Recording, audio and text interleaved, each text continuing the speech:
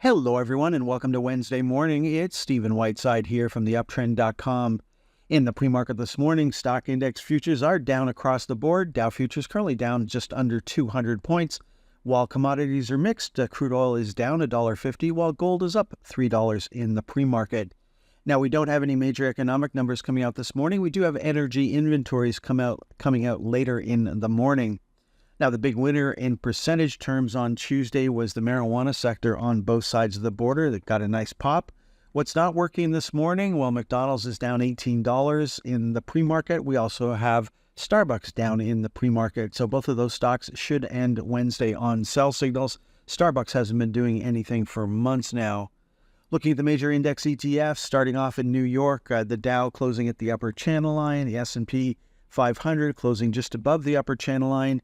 You can see when we go to the equal-weighted S&P 500, it was actually down nearly 0.5% yesterday. So certainly there's a possibility of a sell signal there. The NASDAQ closed slightly higher yesterday, while the equal-weighted NASDAQ was down a little over 0.33%. So sitting right on the edge of a new daily sell signal. And that is also true for the next generation NASDAQ. The Russell 2000 sitting on the edge of a new sell signal. And we do have a new sell signal for the small cap ETF. Microcaps holding up a bit better at the present time. Now, a couple of sectors generating sell signals yesterday. We've got the industrials and retail stocks both ending the day on a sell signal as of Tuesday's close. Now, looking at the Canadian market, the iShares for the TSX 60 closed at 37.43. Of course, our magic number is 37.50, so still closing and trading above the upper channel line.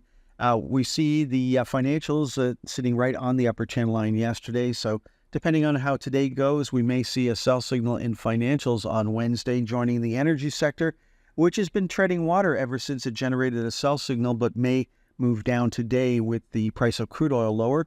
Of course, that could change later in the morning, depending on the U.S. inventory numbers. Looking at gold stocks, new closing high yesterday for the iShares. For the global gold index. And of course, I hope you've locked in some profits on the way up of this nice move. Now let's review the stocks we've already looked at in our list of 31 stocks.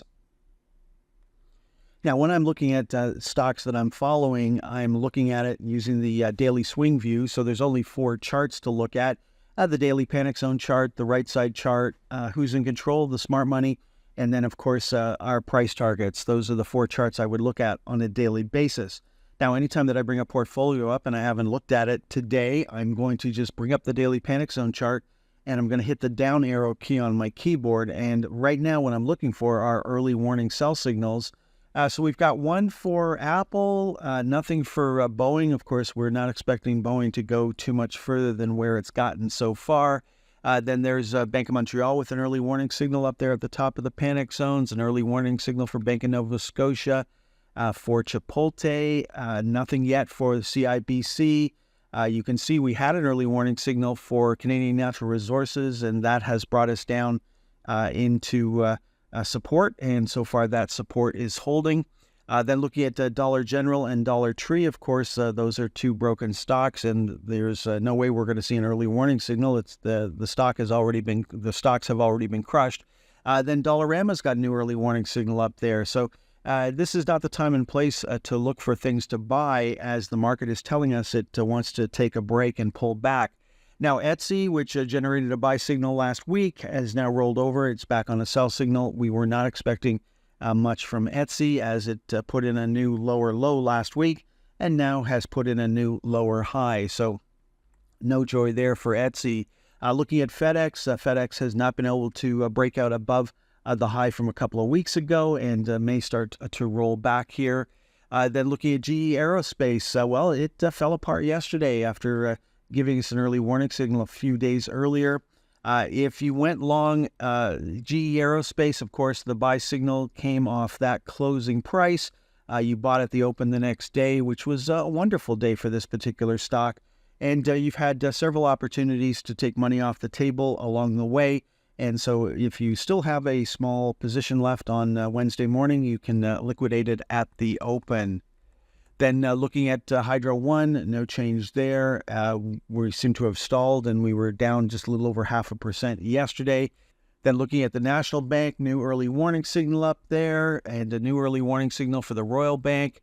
And the TD Bank, of course, is coming from the bottom of the screen, and we're not likely to see an early warning signal.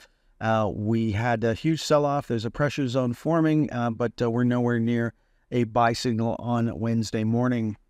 Now, let's finish up today's presentation taking a look at a topic that I feel very strongly about, and that is having price targets, or what I often refer to as a roadmap. For each symbol that we have in the database, which is over 2,200, we have daily price targets. For about 95% of those symbols, we have weekly price targets, and periodically we will produce monthly price targets, but unfortunately, only about 60% of the symbols in our database have enough historical data to produce accurate monthly price targets. So, for instance, none of the ARK Innovation ETFs have enough historical data to produce a monthly price target at this time using the formulas that we use. Now, we'll take a look at some of the stocks from the Magnificent Seven, starting with Apple. You can see Apple's up there at the top right-hand corner of the screen. If we go back to the start of August, you can see that on that particular day, we traded up to the 212.50 level. So from that point, I would have told you to look 2 lines up and 2 lines down. And that's a standard playing field that we're looking for going forward. Could it trade above the 237.50? Could it trade below the 187.50? Yes, it could, but it's got to get through those numbers first. So these are realistic playing fields that we're trying to map out ahead of time.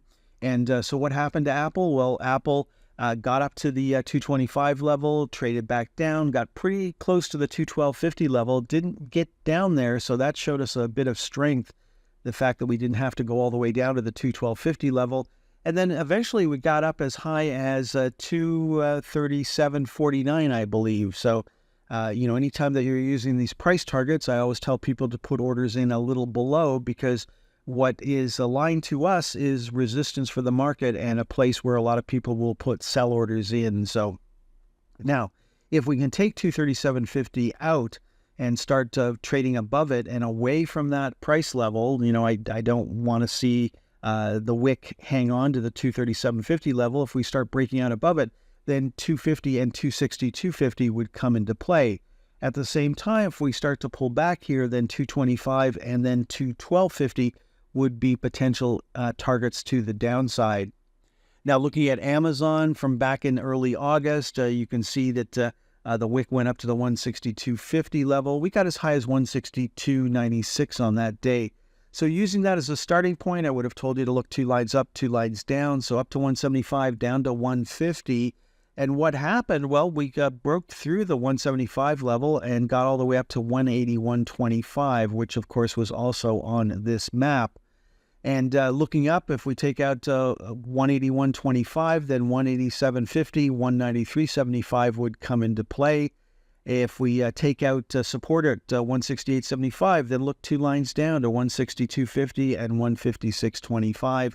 What happened? Well, we broke out above the 181.25 level, ran 2 lines up, hit that target, and then have come back down 2 lines, and we're finding support at the 181.25 level. And now taking the chart up to today's actual data, you can see we've bounced off the 181.25 level, and we're currently trading above 187.50.